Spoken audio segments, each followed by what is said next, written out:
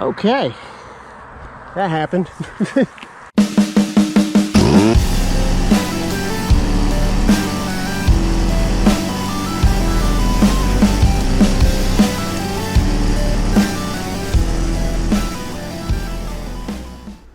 Welcome back, Motorized Bike Enthusiast. In today's video, what was supposed to be tuning of the YD100 with the PWK carburetor part 3 actually turned out to be a crash video. Entertaining and hilarious, a little bit embarrassing. It's the first time I've ever crashed a bike in the 4 years I've been riding them, so I figured I might as well share it with you guys. I got distracted, but more details after the crash. Let's just go ahead and skip straight to it.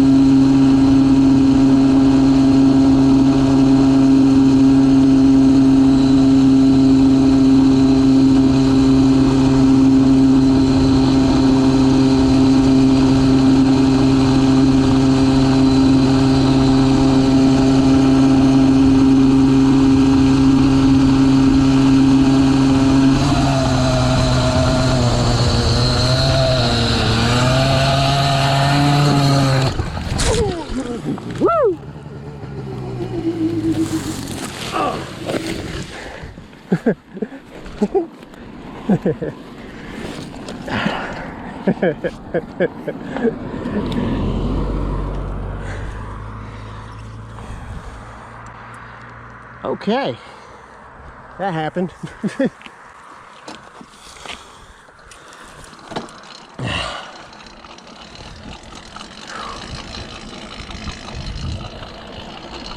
Don't think we'll tell the girlfriend about that.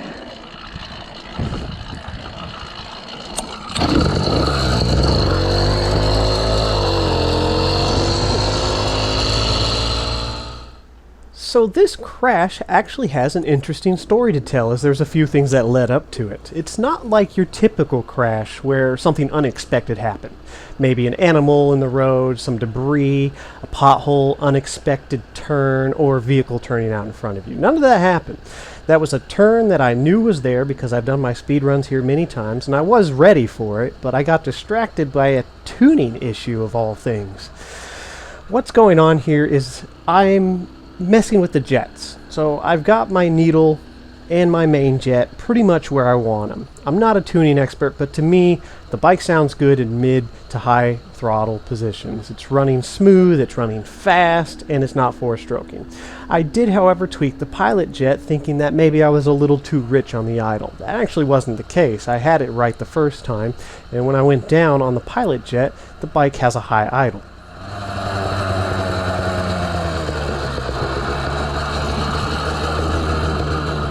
So instead of doing the smart thing, which would be to go back on the pilot jet to give the bike a proper idle and then do my speed run, I decided it wouldn't really be an issue because I'm going to be on the throttle, the bike's going to have all the oil it wants, and whenever I come to a stop or I want to slow down, I'll just kill the motor with the kill switch. At least that was the plan. Unfortunately, when I came up to the end of my run and I started to slow down for the turn, the motor started to run away, and instead of hitting the kill switch, for some reason, I decided to feather the clutch, the throttle, and the brakes all at the same time while taking a turn. That's too many things to do at once for me, so my brain just kind of shut off, and I went into the ditch. Yeah. Another thing that played a part was the dual brake levers I'm using on this bike. They're not ideal. A dual brake lever is a great tool for a cruising bike, but not something you want to use on a bike that you're going to be pushing the limits. The reason why is you lose the ability to feather your brakes independently. In turns, generally you'll end up using the rear brake more than the front. It helps stabilize the bike and control your turn pretty much. Unfortunately, with the dual brake lever, you don't have that ability. You can shift your body weight around to kind of help mitigate that issue, but only to a certain extent, and seeing as I was already doing too many things at once, that just wasn't going to happen. The reason I was so concerned or distracted with the motor through that turn is because the high idle can actually destroy the motor, especially once it's heat soaked at the end of a run like that.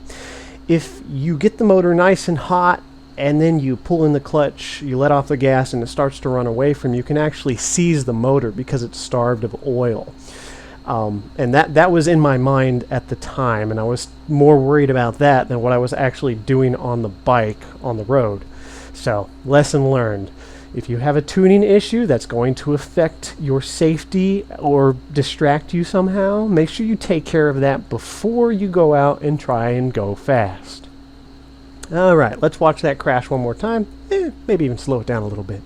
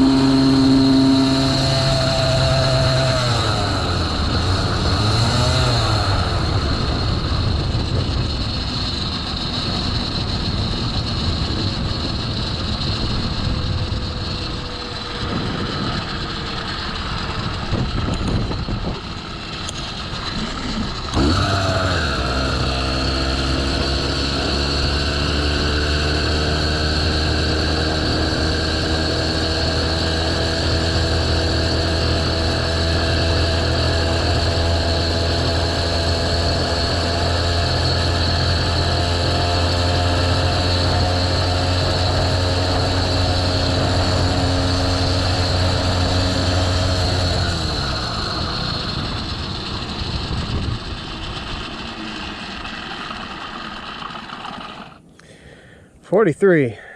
Feel like we did better than that. All right, let's go find our flat spot. See if we can get 45.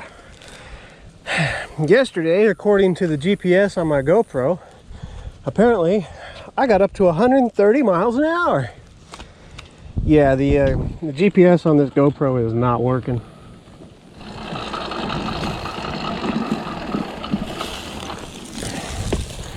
This frame's just about done for motorizing. I cannot keep this rear wheel lined up so that both chains are happy.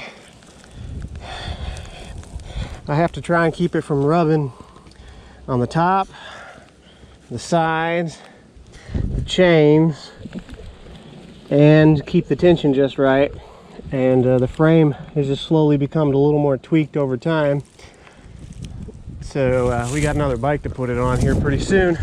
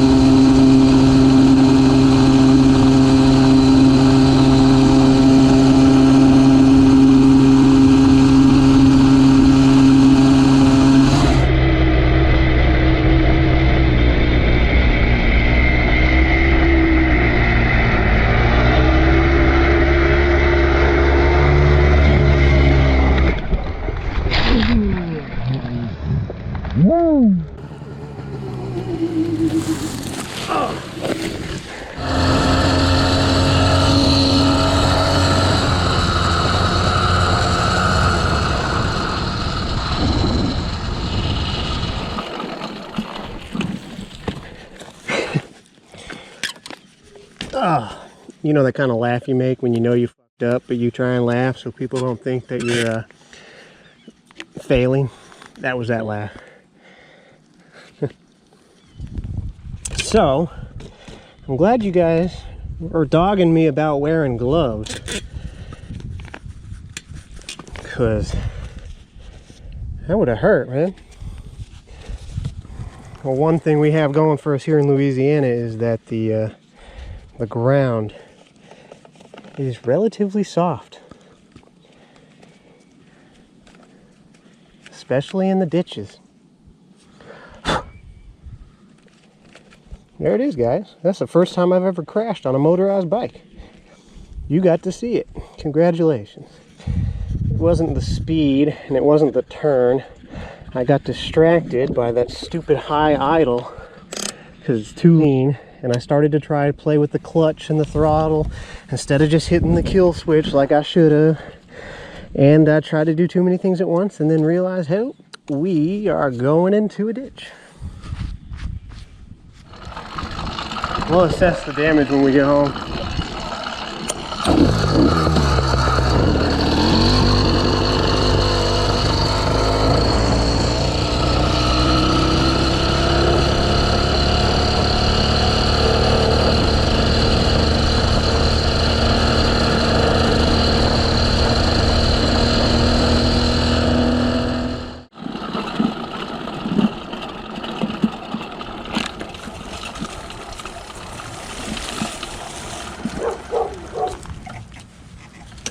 What's up, fuzzy pup? Okay, let's see what we did. That's loose. Nope, no it's not. It's just the bracket. Got tweaked. Good. This is the main thing I worry about, because all this weight on the end, it's supported by this bracket, and if this moves, then all the weight goes to the studs.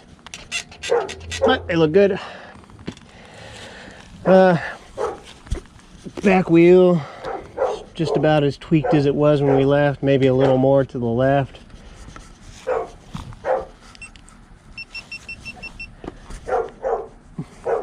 Carburetor fine, looks like it's in the same spot.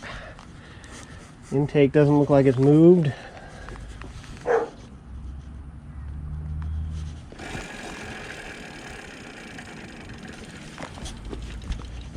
Forks are just as crappy as usual. Hi. Light, cell phone mount. The mirror came loose, but it went back. Gas tank is not moved. The seat got tweaked a little bit. Don't quite look like it's sitting right. I think we might have bent the seat. I don't know. I broke an arm on one of my camera mounts. That's unfortunate. I like that mount.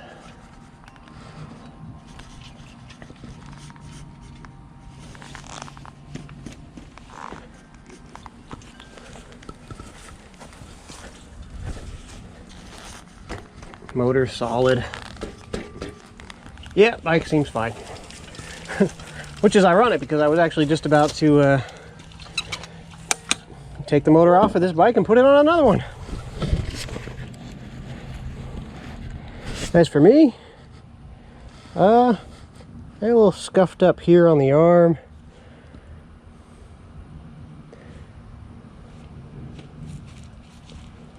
Wrist feel okay. This one feels a little sore. I might have tweaked it back a little far, but yeah, no, wrist feel fine. That's it.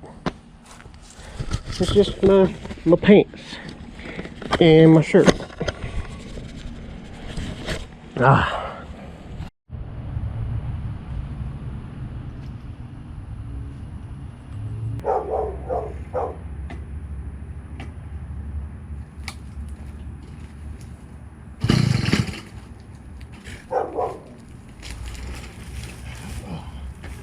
Why don't you kickstart the bike, they say?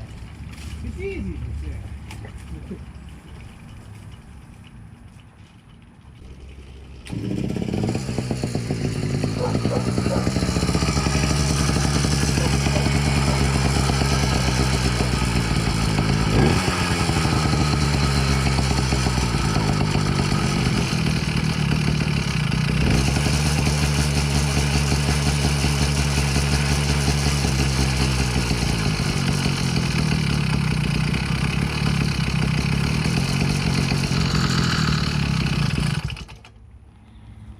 pilot jet, I think, is too small.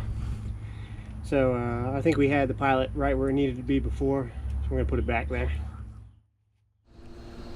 Okay guys, so I hope you took some valuable information out of this video today about distractions and the dual brake levers and just, don't become complacent.